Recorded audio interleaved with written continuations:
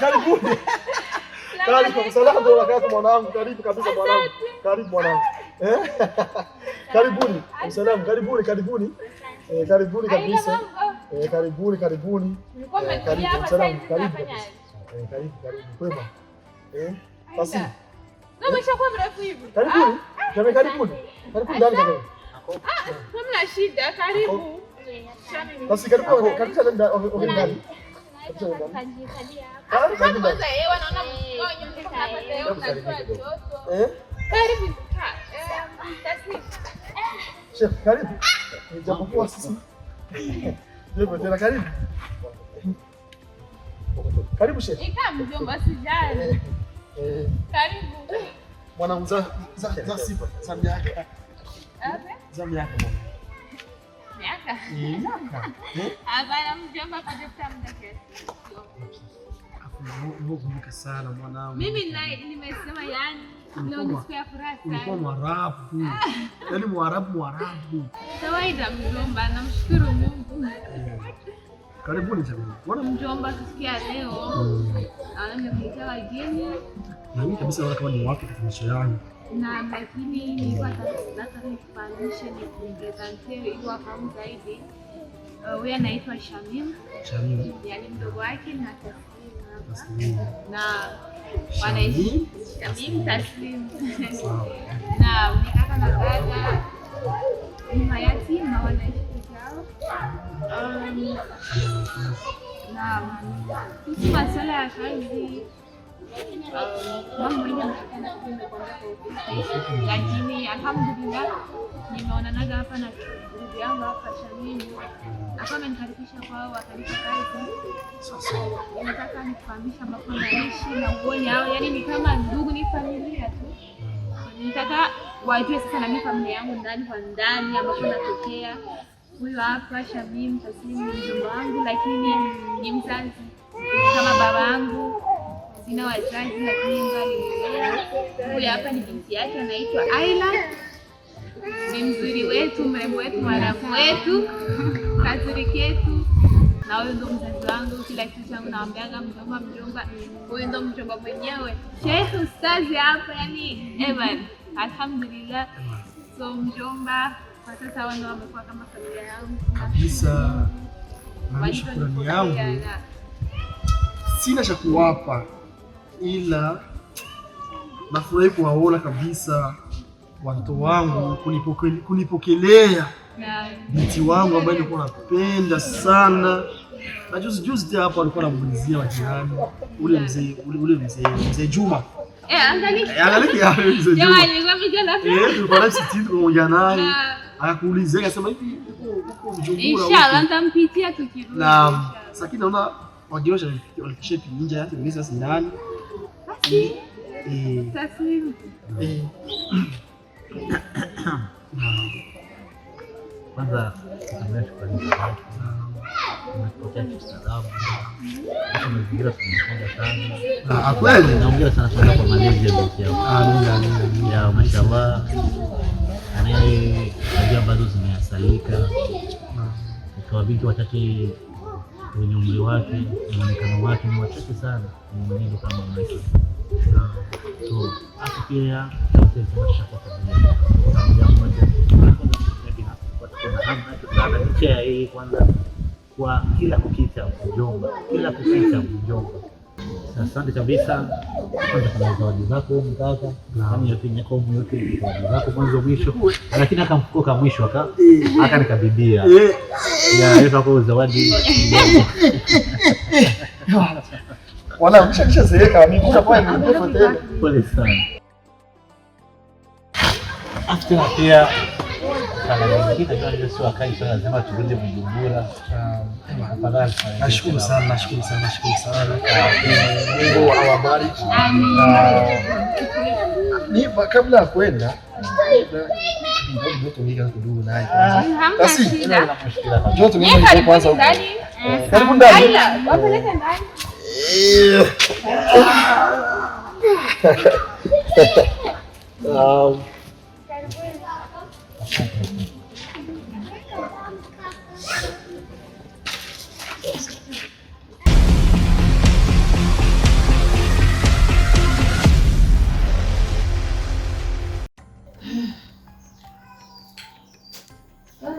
Na. Basi. Wewe. Nanume, Umenisubiri mume wako. Hivi nakuwa mume wako? Nakuuliza vizuri, nakuwa mume wako? Acha hasira, unataka si mume wako. Niache hasira? Si mume wangu la. Kama niko mume wako, umeniaga penye nimeenda? Hivi nakuwa mume wako? Sasa ndo maswala gani hayo? Nisikilize. Laiti ingekuwa niko mume wako, usingetoka Babila kuna mbepo unaenda. Unanifuata vizuri? Mimi natoka kwa shangazi Alifa. Afu nikwambia kama uko kahaba unabisha. Nikikwambia kama uko kahaba unabisha. Acha hizo habari. Wewe ni kahaba. Natoka kwa shangazi. Toka kwa shangazi? Kwa shangazi Alifa ndio mimi natokea sasa hivi. Ndio natoka. Una uhaki? Kweli haki. Kwani huyo shangazi ndio umeona naye kumiliki humu ndani ukaamua kutoka na kwenda. Si ndio vile? Acha hasira zaidi. Nakuuliza huyo shangazi ndio anakuweka humu ndani? Anayeniweka ni wewe. Kama ilati ingekuwa ni mimi ungeniaga. Unanifuata vizuri? Naangu tulie. Nisikilize, unafanya? Nisikilize kwanza, nimekupigia simu yako inazimwa, mara ananiambia wewe mnaitafuta mwezi kumpata. Hii hapa haijai umeme. Yaani sikukupata kwa sababu. Haijai umeme. Sijui sasa kama nilikuwa umezimisha au kama nilikuwa naongea na wengine, sikukupata. Ila shangazi ndio alikutuma utoke hapa wewe.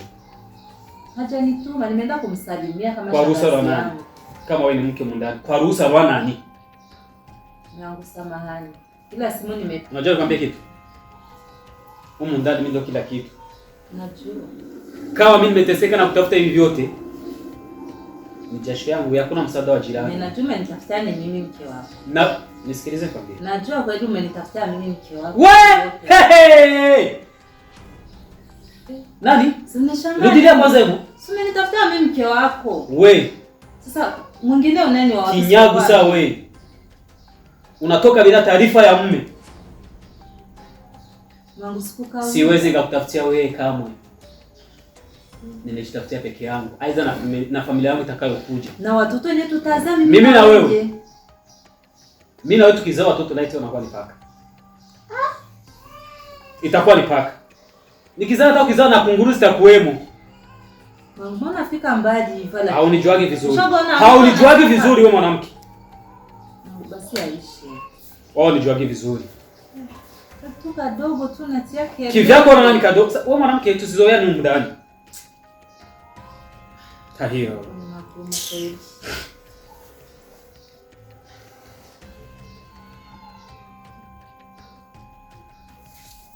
Alifa. Uko hapo?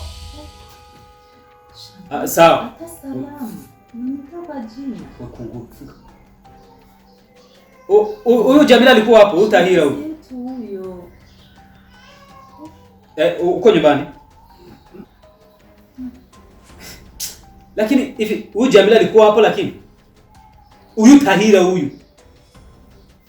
Ni shangazi yetu, mheshimiwa. Basi nisikilize shangazi. Wewe kama uko nyumbani usitoki. Tunakuja sasa hivi. Mimi nakuja naye. Aya. Nisikilize. Unataka kufanya marefu mambo madogo. Wewe umeona kama mafupi. Nishakwambia. Mimi ni shangazi yangu, mimi namheshimu.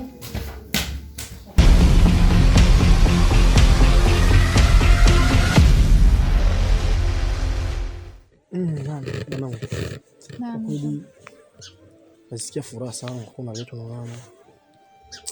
Yaani na furaha sana kuja na watu wengine japokuwa sijawafahamu vizuri. Na ndio maana nimeleta hapa nje tuongee. Maana nimetumia hekima tuzungumze mengi sana kuhusu amani. Japokuwa ile siku tuliongea lakini tukaongea vizuri kwa upana. Naam. Kwa upana na kuniambia kwamba ushapata sehemu nyingine ya kazi lakini pale sikuelewa. Ndio leo nimependa maana unipe manake habari kamili ya kuhusu pale kina amani kwani ulitoka ukaenda sehemu nyingine. Kwa kweli mjomba, yani hatukupata fursa ya kuongea, lakini nafikiri muona ambao nimekuletea hapa tulivyo kwa sasa ni kama familia. Sasa kwa ufupi amani tulivyomtegemea sio. Naam. Maana wakati ulimwamini ukamnikabidhi tukamchukua tu kama mtu mwenye atanilea, atanichunga, atanisaidia. Lakini kumbe huko ambapo nilienda kutumika, mtoto wa bosi, nilipokuambia kwenye simu sikukueleza kwa upana zaidi, nikamwambia tu amenikosea, lakini alinitendea kosa likubwa, alinifanyia unyama mkubwa. Sasa inanitia aibu na inanisikitisha hata kutamka mbele yako. Lakini sema mwanangu, wewe ni mwanangu pekee. Sema hakuna tatizo, sema. Ule kijana mtoto wa boss pale alinibaka.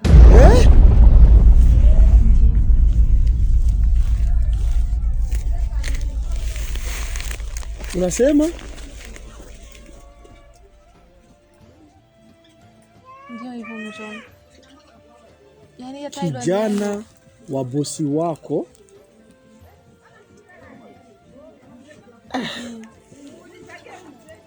hata kulitamka kwa mara nyingine ni zito sana kwangu. Ni neno ambalo linanivunja moyo kutamka, linanitia aibu kutamka, lakini naje kitu alikifanya Amani kufasi gani? Amani alikuwepo, na istoshe inaonekana kuwa mimi sio wa kwanza, mfanyakazi wa kwanza ambaye anafanya hicho kitu. Amani alikuwepo, niliumia sana, nilijitahidi sana kadiri na uwezo wangu kuweka hiyo siri, lakini nilipoambia familia nikalia. Amani mwenyewe nikamwomba usaidizi, maana alikuwa pale. Machozi yangu, kelele yangu alisikia, kila kitu alisikia. Lakini mwisho wa siku akathamanisha ile familia, akathamanisha kazi yake, akathamanisha pesa. Wakati wa kunisaidia, bali alikubali wanitupe nje kama mbwa. Hicho ni kitu ambacho kilinuma sana. Aliniona nilivyotupwa nje. Yeye ndo mlinzi pale. Jinsi Amani nilikuwa namwaminia. Amani nilimpa amana yangu mimi. Amana ndio wewe. Amani alikuwa mtu wangu karibu sana. Kweli Amani. Tegemea mjomba. Isitoshe. Ameniumiza sana kiasi kikubwa. Na hivyo sio vyote. Nilikuja kukaa baada ya muda nikagundua kwamba kile kitendo kimeniachia kitu ambacho sitasahau katika maisha yangu. Nimejigundua pia kama vile ujauzito ninao ule jamaa. What? Ni vitu ambavyo vilinichanganya sana kichwa, vimeniumiza sana kichwa. Subiri kwanza. Yaani kwa hivi tunaongea mimi na wewe maki uko mjamzito.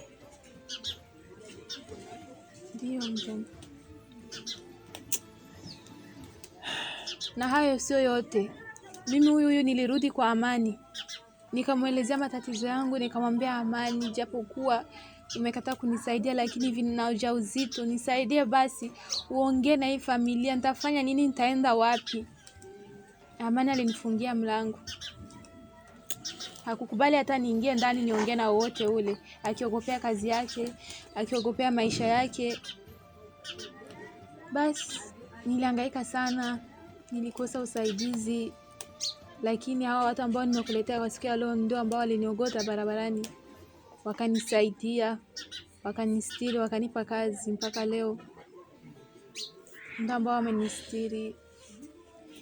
Na hivyo ndio ambavyo Amani katufanyia, japokuwa tukutegemea, ametugeuka kiasi kubwa sana sana sana.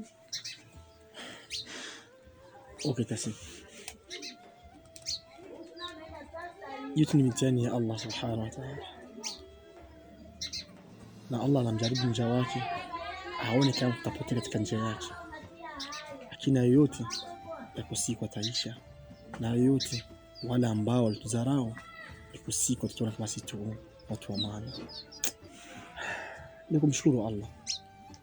Maana kitu ambacho Allah alipanga wewe binadamu uzikopangua. Inshallah. Kwa basi tuwe ndani basi wageni usijiwazime mwingine. Inshallah.